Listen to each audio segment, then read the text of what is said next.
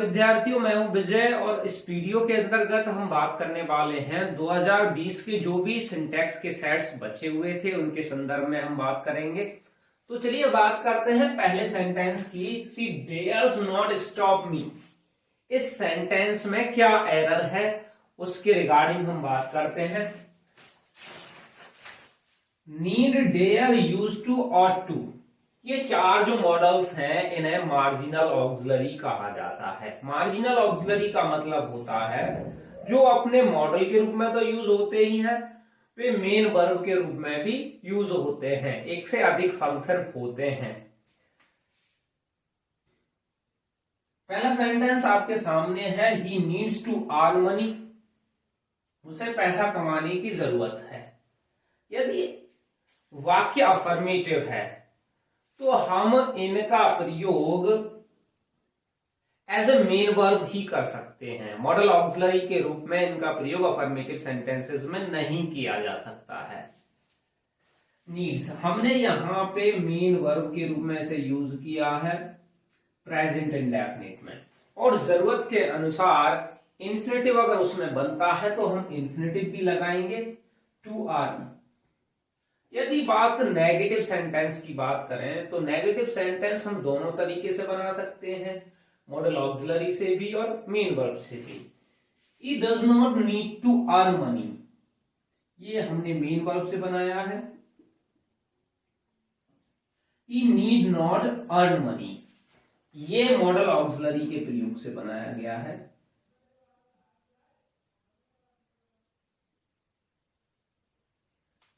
देखो दोनों में अंतर क्या है। जब ये मेन वर्ब की तरह यूज हुआ है तो नॉट उसके पहले है और मॉडल के बाद आती है not. Can not, could not, should not, would not, shall not, will not.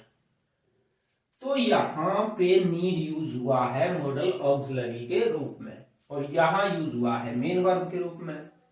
जब मॉडल ऑक्सिलरी के रूप में यूज होगा तो इसके साथ हम वेयर इन्फिनेटिव यूज करेंगे, infinitive without to, that is called bare infinitive.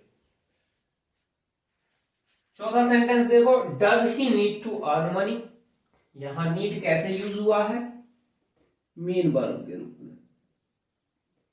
लेकिन यदि इसे हम मॉडल से बनाएं तो सेंटेंस होगा need he earn money, bare infinitive है और नीड को वाक्य के प्रारंभ में रखा गया है, क्योंकि जब किसी मॉडल से तुम इंट्रोगेटिव सेंटेंस बनाते हो तो उसे आगे रखा जाता है।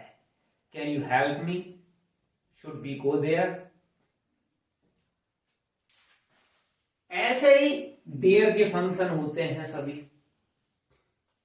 अब इस सेंटेंस में हम देखें, सी डेयर्स नॉट स्टॉप मी, उसमें मुझे रोकने का साहस नहीं है। अब यहां पे हम देखें नॉट डेयर्स के बाद आया है, इट मीन्स ये मॉडल ऑक्सिलरी के रूप में यूज हुआ है। अब मॉडल ऑक्सिलरी के रूप में ये यूज हुआ है तो जो फॉर्म्स होती हैं वो वर्ब की होती हैं, मॉडल ऑक्सिलरी की कोई फॉर्म नहीं होती है। S first form, second form, ये फॉर्म्स वर्ब की होती हैं। तो यहां पे इसने एस लगा के यूज किया है, तो हमें इसे ठीक करने के लिए केवल यहां से एस हटाना है और जो करेक्ट सेंटेंस होगा वो ये होगा, she dare not stop me, where infinitive use किया है। इससे भी आप समझ सकते हैं नॉट इसके बाद है, मॉडल ऑक्सिलरी के रूप में यूज हुआ है। तो जो मॉडल्स होते हैं उनकी कोई फॉर्म्स नहीं होती, वर्ब की फॉर्म्स होती हैं, as first form, second form. तो चलिए बात करते हैं दूसरे सेंटेंस की। I wish I was the chief minister of Uttar Pradesh, काश मैं उत्तर प्रदेश का मुख्यमंत्री होता। इस सेंटेंस में जो एरर है उसे पता करने के लिए आपको कुछ सेंटेंसेस देखने होंगे। पहला सेंटेंस है, प्रकार है विशफुल सेंटेंसेस, जिनमें हम इच्छा करते हैं। आई विश, काश, O that, would that, oh that, ये सभी विशफुल सेंटेंसेस हैं। इन सभी का अर्थ I wish, O that, would that सबका अर्थ होता है काश। लेकिन ये जो सेंटेंसेस हैं ये एक्सक्लेमेटरी सेंटेंसेस हैं, ये असर्टिव सेंटेंस है। आई wish I were a king, काश मैं एक राजा होता, ये सेंस है इस सेंटेंस का। तो जब भी हम विशफुल सेंटेंस यूज करते हैं तो उनके साथ वी वर्ब के रूप में वॉज हम यूज नहीं करते हैं, हम केवल एक ही वर्ब यूज करते हैं, वो है वर्ब।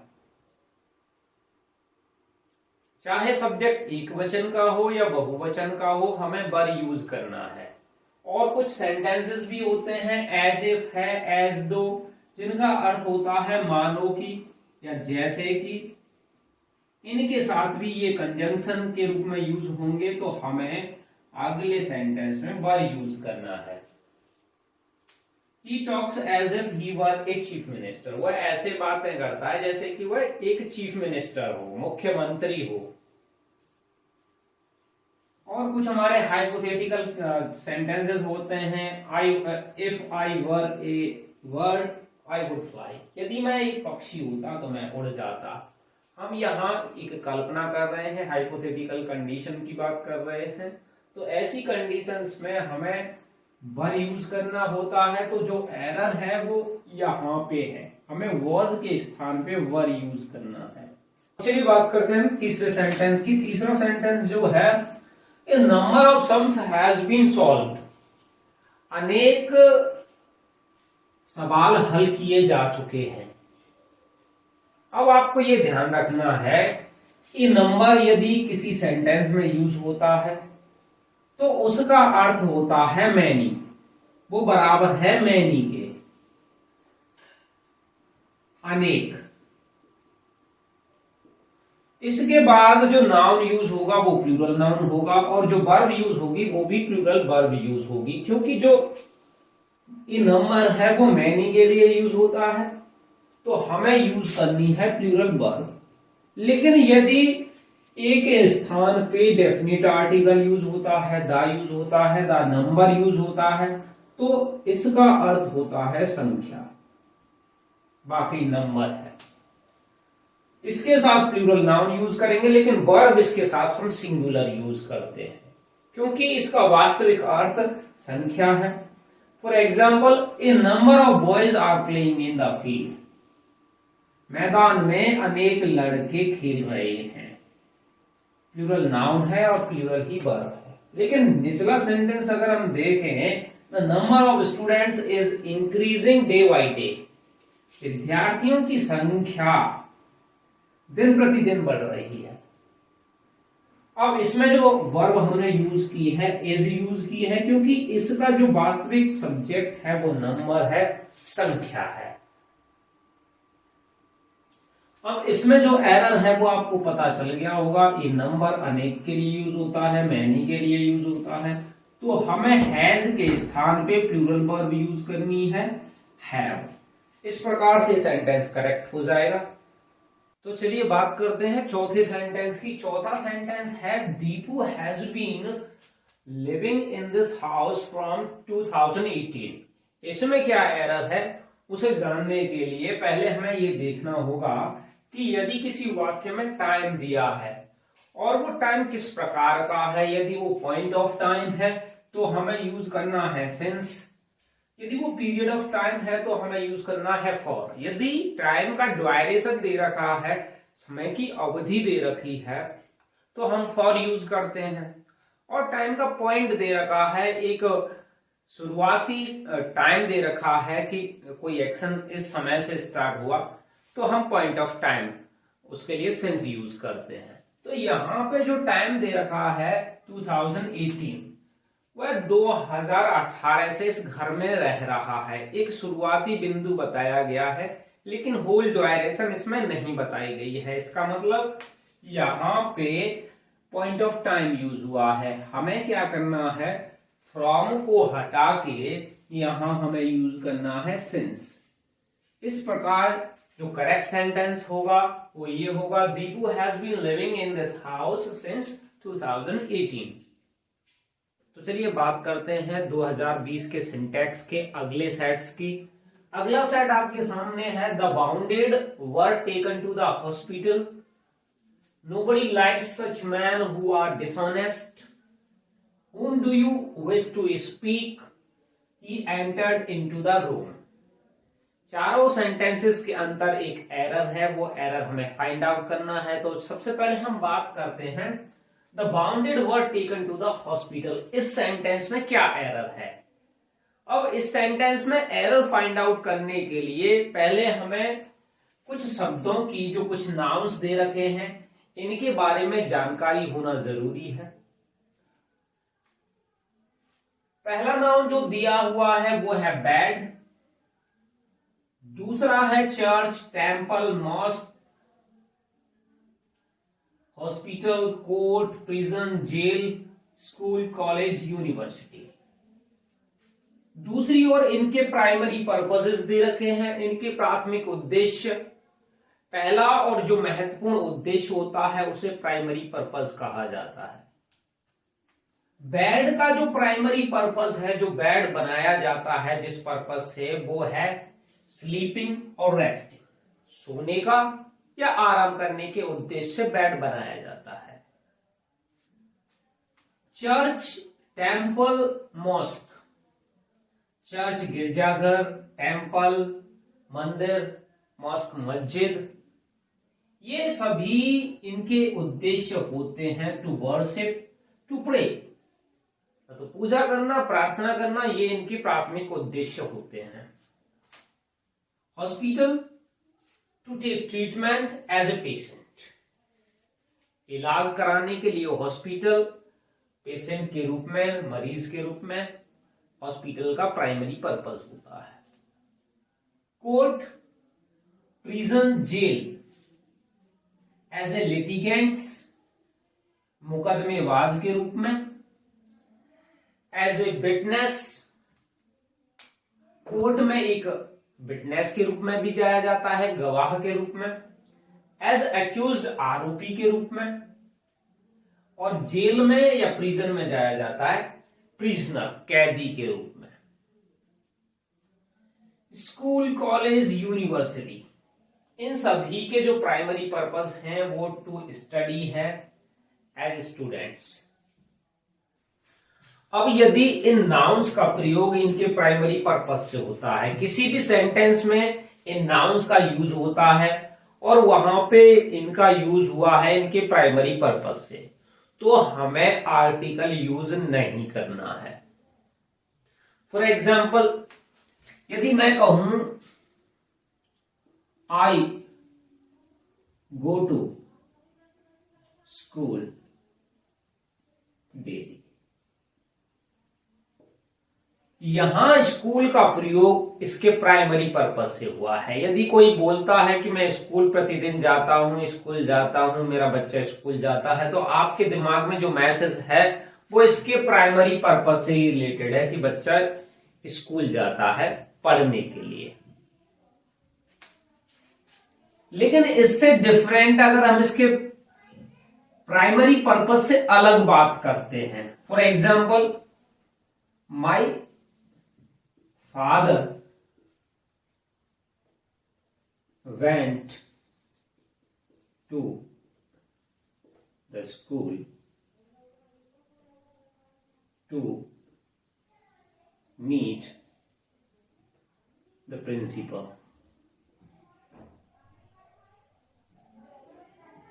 यहां इस वाक्य में स्कूल का जो प्रयोग हुआ है वो उसके प्राइमरी पर्पस से नहीं हुआ है,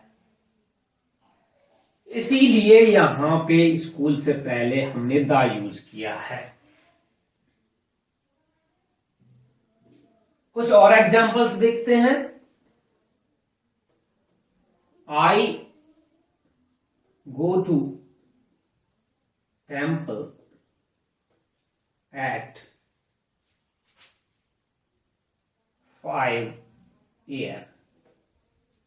इस वाक्य का जो अर्थ है वो ये है कि मैं सुबह के 5 बजे मंदिर जाता हूं। अब मंदिर किस लिए जाता हूं? यहां पे एक मैसेज है प्रार्थना करने के लिए, पूजा करने के लिए। तो यहां जो टेम्पल का यूज हुआ है वो इसके प्राइमरी पर्पस से हुआ है। लेकिन यदि मैं कोई एक अलग सेंटेंस और लिखूं, the workers are going to the temple to repair it.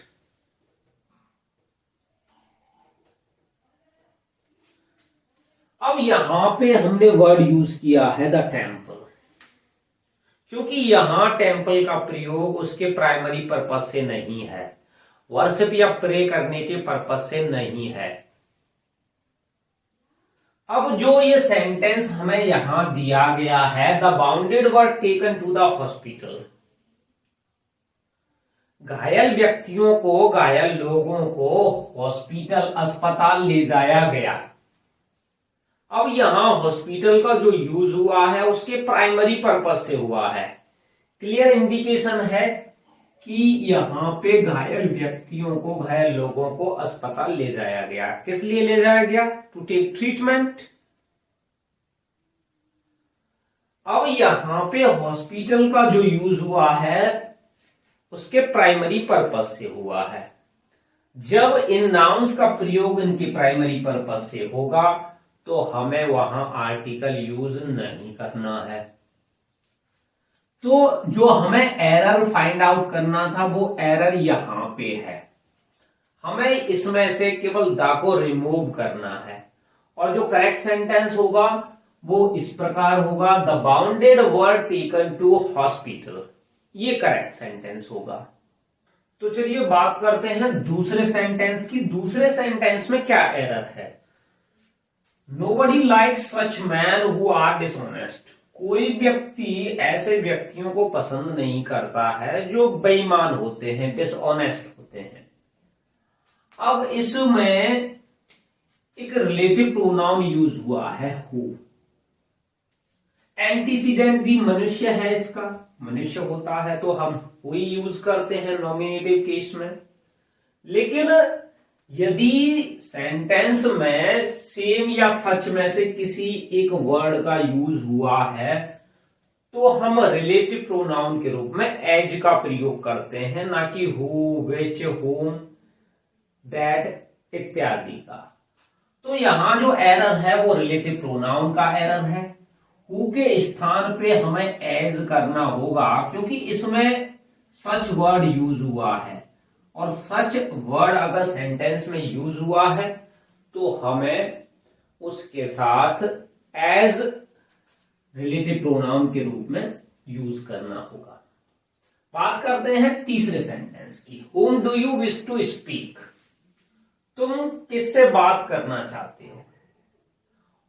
जब स्पीक का अर्थ बात करना होता है, बोलना नहीं होता, तो हम स्पीक के साथ प्रेपोजिशन यूज करते हैं टू। तो यहां जो एरर है वो एरर ये है कि स्पीक का अर्थ यहां बोलना नहीं है, बात करना है। तो इसे करेक्ट करने के लिए हमें इसके साथ प्रेपोजिशन और बढ़ाना होगा। तो नया जो सेंटेंस होगा, करेक्ट सेंटेंस होगा, whom do you wish to speak to, ये करेक्ट सेंटेंस होगा। चलते हैं चौथे सेंटेंस की ओर। He entered into the room, इसमें क्या एरर है? अब एंटर की बात हम पहले कर चुके हैं। ऐसी वर्ब्स, ऐसे वर्ड्स जिनके साथ हम प्रेपोजिशन यूज नहीं करते हैं, विदाउट प्रेपोजिशन यूज करते हैं, उसके पीछे एक रीजन तो यह है कि एंटर का अर्थ होता है प्रवेश करना या घुसना, किसी चीज में अंदर जाना। अब इनटू का प्रयोग भी प्रेपोजिशन के रूप में हम तब करते हैं जब मूवमेंट इनसाइड होता है, बाहर से अंदर की ओर गति होती है या ऊपर से नीचे की ओर मूवमेंट होता है, गति होती है। अब दोनों ही अंदर की ओर मूवमेंट दिखाते हैं तो दोनों सुपरफ्लुअस बना देते हैं। एक रीजन तो ये हो गया। आपको ध्यान रखना है कि एंटर के साथ हम प्रेपोजिशन इनटू, इन यूज नहीं करेंगे। एंटर इनटू हमें देखने के लिए मिल सकता है लेकिन उसका सेंस वहां प्रवेश करना नहीं है। उसका सेंस हो सकता है become involved in an activity, situation और मैटर, किसी मामले में, किसी प्रतिक्रिया में, किसी सिचुएशन में शामिल होना, इन्वॉल्व होना, इसके सेंस में हम एंटर इनटू यूज कर सकते हैं, हमें देखने के लिए मिल सकता है। लेकिन प्रवेश करने के अर्थ में हमें एंटर इनटू यूज नहीं करना चाहिए। ऐसी स्थिति में हमें प्रेपोजिशन को वहां से हटा देना चाहिए। तो नया जो सेंटेंस होगा, करेक्ट सेंटेंस होगा, ही एंटर्ड द रूम। ये सेंटेंस करेक्ट होगा। तो चलिए बात करते हैं 2020 के अगले सेट की। 2020 का जो अगला सेट है वो आपके सामने है। पहला जो सेंटेंस है, the gentry of this town is not invited. इसमें क्या एरर है? मुझे आशा है कि इसमें जो एरर है वो आप फाइंड आउट कर सकते हैं, क्योंकि इसके संदर्भ में हम इसी के पार्ट 1 में बात कर चुके हैं। जेंट्री जो वर्ड है, भद्र लोग, अच्छे लोग, अभद्र का उल्टा है, प्लूरल में यूज होता है। कुछ नाउन्स जो देखने में सिंगुलर जैसे लगते हैं लेकिन वे प्लूरल होते हैं। जेंट्री उनमें से एक है। Cattle, vermin, peasantry, tenantry, novelty, excreta, insignia, cannon, folk, people, ऐसे नाउन्स जो देखने में सिंगुलर जैसे लगते हैं लेकिन वे प्लूरल होते हैं। अब वे प्लूरल हैं तो उनके साथ हमें प्लूरल ही वर्ब यूज करनी है। इस टाउन के भद्र लोग, अच्छे लोगों को आमंत्रित नहीं किया गया है, तो इज के स्थान पे हमें प्लूरल वर्ब लगानी होगी, आर। इस प्रकार सेंटेंस करेक्ट हो जाएगा। और जो करेक्ट सेंटेंस होगा वो the gentry of this town are not invited, ये सेंटेंस होगा। बात करते हैं दूसरे सेंटेंस की। My sympathies are always with the poor. मेरी सहानुभूति हमेशा गरीबों के साथ होती है। अब सिंपैथी जो वर्ड है, सिंपैथीज वर्ड हम यूज नहीं करते हैं। सिंपैथी एक एब्स्ट्रैक्ट नाउन है। जनरली एब्स्ट्रैक्ट नाउन और मटेरियल नाउन्स के हम नंबर्स नहीं बनाते हैं, तो इसे प्लूरल नहीं किया जा सकता। हमें वर्ड यूज करना होगा ओनली सिंपैथी, और ये सिंगुलर में ही यूज होते हैं। तो my sympathy is always with the poor. हमेशा गरीबों के साथ मेरी सिंपैथी होती है। यहां भी द यूज करना है, क्योंकि यहां पुअर वर्ड जो यूज हुआ है वो कॉमन नाउन की तरह यूज हुआ है, पूरे वर्ग के लिए इंडिकेशन है। तीसरे सेंटेंस की बात करते हैं। Mohan says that he is superior than me. इसके संदर्भ में भी हम पहले सेट्स में बात कर चुके हैं। सुपीरियर एक लैटिन एडजेक्टिव है, और लैटिन एडजेक्टिव्स के साथ हम यूज करते हैं टू, ना कि देन। तो करेक्ट सेंटेंस होगा Mohan says that he is superior to me. चौथा सेंटेंस है neither of those children have taken your pen. उन बच्चों में से किसी ने भी तुम्हारा कलम नहीं लिया है। अब इसमें जो एरर है उसके लिए हमें कुछ वर्ड्स देखने होंगे। नीदर और ईदर दोनों का प्रयोग डिस्ट्रीब्यूटिव प्रोनाउन के रूप में होता है। Neither of plural noun use करना है, लेकिन इनके साथ वर्ब हमेशा आपको सिंगुलर यूज करनी है। सिंगुलर वर्ब यूज करने के पीछे इसका एक रीजन है। नीदर का मतलब होता है दो में से कोई नहीं।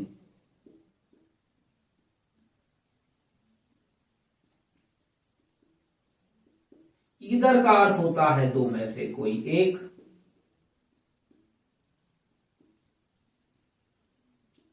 तो इसका जो वास्तविक सब्जेक्ट है वो एक है।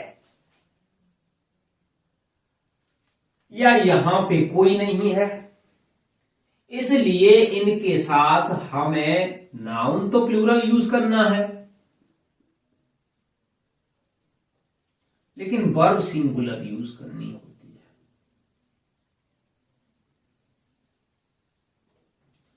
तो करेक्ट सेंटेंस होगा neither of those children has taken your pen.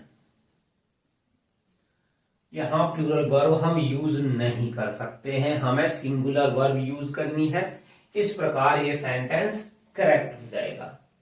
2020 के 7 सेट्स की हम बात कर चुके हैं। यदि आपको वीडियो यूजफुल लगता है तो कृपया लाइक करें और सब्सक्राइब करें। धन्यवाद।